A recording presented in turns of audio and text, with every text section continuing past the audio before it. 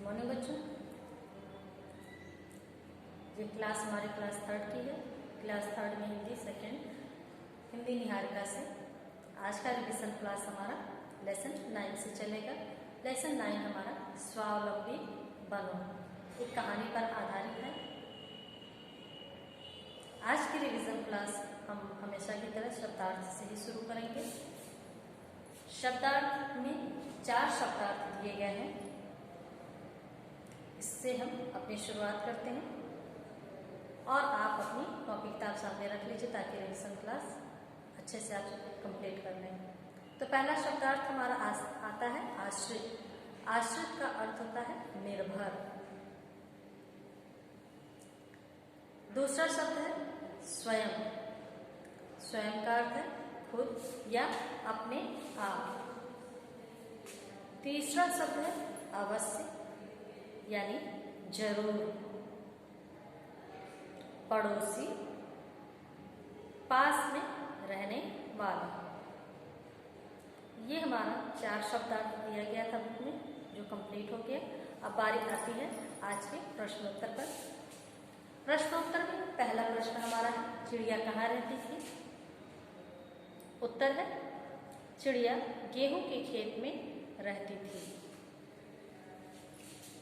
Second question हमारा है चिड़िया के बच्चों को कोई क्यों नहीं देख सकता था। आंसर है गेहूं के पौधे बड़े होने के कारण कोई भी चिड़िया और उसके बच्चों को नहीं देख सकता था। क्वेश्चन नंबर 3, किसान खेत पर खड़ा होकर अपने बेटे से क्या कह रहा था। आंसर है किसान खेत पर खड़ा होकर अपने बेटे से कह रहा था कि देखो अब गेहूं पकने लगे हैं, 2-3 दिन में ही इन्हें काट लेना चाहिए। क्वेश्चन नंबर 4, चिड़िया के बच्चे एक साथ क्यों चिल्लाने लगे। आंसर है चिड़िया के बच्चे किसान और उसके बेटे की बात सुनकर डर गए थे, इसलिए वे अपनी माँ से किसी दूसरी जगह चलने के लिए कहने लगे। क्वेश्चन नंबर 5, गेहूं की फसल किसने काटी। आंसर है गेहूं की फसल किसान और उसके बेटे ने काटी। क्वेश्चन नंबर 6, इस कहानी से हमें क्या शिक्षा मिलती है। आंसर है इस कहानी से हमें यही शिक्षा मिलती है कि हमें अपना काम स्वयं करना चाहिए। एक बार हम फिर से क्वेश्चन आंसर को रिपीट करेंगे। चिड़िया कहाँ रहती थी। आंसर है चिड़िया गेहूं के खेत में रहती थी। दूसरा प्रश्न हमारा है चिड़िया के बच्चों को कोई क्यों नहीं देख सकता था। आंसर है गेहूं के पौधे बड़े होने के कारण कोई भी चिड़िया और उसके बच्चों को नहीं देख सकता था। थर्ड क्वेश्चन है किसान खेत पर खड़ा होकर अपने बेटे से क्या कह रहा था। उत्तर है किसान खेत पर खड़ा होकर अपने बेटे से कह रहा था कि देखो अब गेहूं पकने लगे हैं, 2-3 दिन में ही इन्हें काट लेना चाहिए। क्वेश्चन नंबर 4, चिड़िया के बच्चे एक साथ क्यों चिल्लाने लगे। आंसर है चिड़िया के बच्चे किसान और उसके बेटे की बात सुनकर डर गए थे, इसलिए वे अपनी माँ से किसी दूसरी जगह चलने के लिए कहने लगे। गेहूं की फसल किसने काटी। ये क्वेश्चन नंबर 5 है। गेहूं की फसल किसने काटी। आंसर है गेहूं की फसल किसान और उसके बेटे ने काटी। क्वेश्चन नंबर 6, इस कहानी से हमें क्या शिक्षा मिलती है। आंसर है इस कहानी से हमें यही शिक्षा मिलती है कि हमें अपना काम स्वयं करना चाहिए। इसके बाद अगला क्वेश्चन आता है हमारा। यहाँ तक हमारा प्रश्न उत्तर था। अगला क्वेश्चन हमारा किसने किससे कहा से है। इसमें वाक्य दिया जाएगा जो कहानी पर ही आधारित होगा, कहानी का ही एक वाक्य होगा। इस वाक्य को आपको ध्यान से पढ़ना होगा। पढ़ने के बाद आपको ये बताना है कि इस कहानी में इस बात को किसने कहा था और किससे कहा था। तो स्टार्ट करते हैं। इन्हें हम अपने पड़ोसियों से कटवाएंगे, चलो आज हम उनसे कह दें।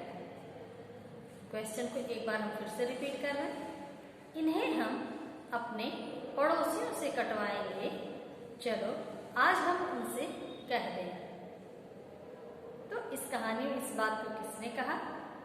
किसान ने कहा। और किससे कहा? अपने बेटे से। क्वेश्चन नंबर दूसरा है ख। देखो अब गेहूं पकने लगे हैं, 2-3 दिन में ही इन्हें काट लेना चाहिए। क्वेश्चन को एक बार फिर से रिपीट करते हैं। देखो अब गेहूं पकने लगे हैं, 2-3 दिन में ही इन्हें काट लेना चाहिए। इस कहानी में इस बात को किसने कहा? किसान ने कहा। और किससे कहा? अपने बेटे से। ग। कल हम स्वयं इन्हें काटेंगे। कल हम स्वयं इन्हें काटेंगे। इस कहानी में इस बात को किसने कहा? किसान ने कहा। और किससे कहा? अपने बेटे से। इसके बाद अगला क्वेश्चन हमारा सही गलत का है। इसमें आपको ये बताना है कि इस कहानी में जो बातें कही गई हैं उसके अनुरूप ये जो वाक्य दिए गए हैं वो सही है अथवा गलत है। तो क्वेश्चन हम शुरू करते हैं। क। किसान बहुत आलसी था। तो ये सही जवाब है। ख। किस चिड़िया के बच्चे भोले भाले थे। ये भी सही जवाब है। ग। चिड़िया बहुत समझदार थी। सही जवाब। और घ। हमें अपना काम स्वयं करना चाहिए। ये भी सही जवाब है। इसके बाद अगला क्वेश्चन आता है हमारा। रंगीन शब्दों को बहुवचन में बदलकर वाक्य पुनः लिखना है। यानी वाक्य दिया गया है उसमें एक शब्द रंगीन करके दिखाया गया है, उसको बदल करके बहुवचन में हमको लिखना है। यानी पूरा वाक्य ही हमको बहुवचन में लिखना होगा। क। उसका एक बच्चा है। इस वाक्य में बच्चा शब्द को रंगीन करके दिखाया गया है। तो अब हम इस बच्चा शब्द को बहुवचन में बदलते हैं तो हो जाएगा बच्चे। शब्द हमारा बच्चे बन गया। और उसका की जगह अब हमको इसके बाकी भी शब्दों को बदलना होगा। उसके एक को कई या अनेक कह सकते हैं। बच्चा की जगह बच्चे और है की जगह हैं। तो वाक्य हमारा कैसे लिखा जाएगा? उसके कई बच्चे हैं या अनेक बच्चे हैं। ख। कल मैं अपने भाई को इन्हें काटने को भेजूंगा। इस वाक्य में भाई शब्द को रंगीन करके दिखाया गया है। इसको हम बहुवचन में भाई शब्द को बदलते हैं तो हो जाएगा भाइयों। वाक्य हम कैसे बोलेंगे? कल मैं अपने भाइयों को इन्हें काटने को भेजूंगा। ग। मेरा जीवन खुशी से भर जाएगा। इस वाक्य में 2 शब्द रंगीन करके दिखाए गए हैं, मेरा और खुशी। मेरा का बहुवचन हमारा और खुशी शब्द का खुशियों। तो वाक्य हमारा कैसे बनेगा? हमारा जीवन खुशियों से भर जाएगा। घ। घ में है वह अपने पड़ोसी से 2-3 दिन में गेहूं कटवाएगा। इस वाक्य में पड़ोसी शब्द को रंगीन किया गया है। अब इसका हमको बहुवचन बदलना है, तो हमारा शब्द बनेगा पड़ोसियों। वाक्य में हम कैसे लिखेंगे कि वह अपने पड़ोसियों से 2-3 दिन में गेहूं कटवाएगा। तो इसके बाद से अगला क्वेश्चन हमारा आता है, प्रत्येक के लिए एक एक शब्द पाठ में से खोजकर लिखना है। यानी एक वाक्य दिया गया है, उसको एक शब्द में हमें बताना होगा कि क्या कहते हैं। क, जो खेती बाड़ी का काम करे उसे कहते हैं, क्या कहेंगे? किसान। क्या कहते हैं? किसान। और दूसरा प्रश्न है ख, जो पड़ोस में रहता है उसे क्या कहते हैं? पड़ोसी। अब बारी आती है उच्चारण अभ्यास की। इसके लिए 4 शब्द दिए गए हैं, आपको मेरे साथ उन शब्दों को दोहराना होगा। पहला शब्द है स्वयं, दूसरा है अवश्य, तीसरा शब्द है आश्रित और चौथा शब्द है पड़ोसी। एक बार फिर से हम इसको दोहराते हैं, स्वयं, अवश्य, आश्रित, पड़ोसी। तो यहाँ तक का ये हमारा रिवीजन क्लास कंप्लीट होता है। और अब बारी आती है हमारे आज के होमवर्क की। तो होमवर्क लिखने के लिए आप अपनी डायरी निकालेंगे, उसमें आज का होमवर्क आप नोट करिए और उस होमवर्क को आप रफ कॉपी में करिएगा, फेयर में नहीं।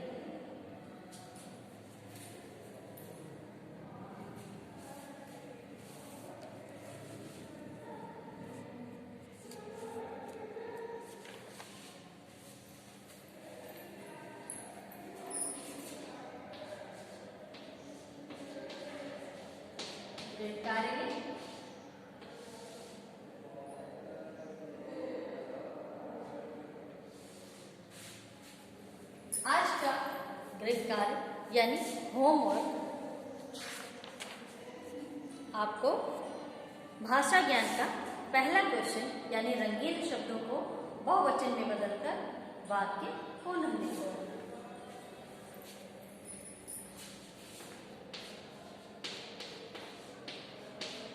रंगीन शब्दों को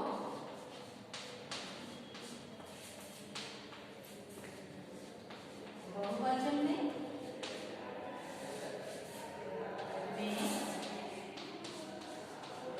बदलकर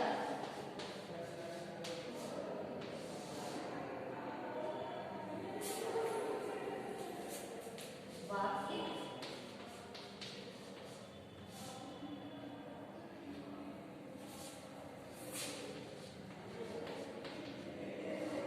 पुनः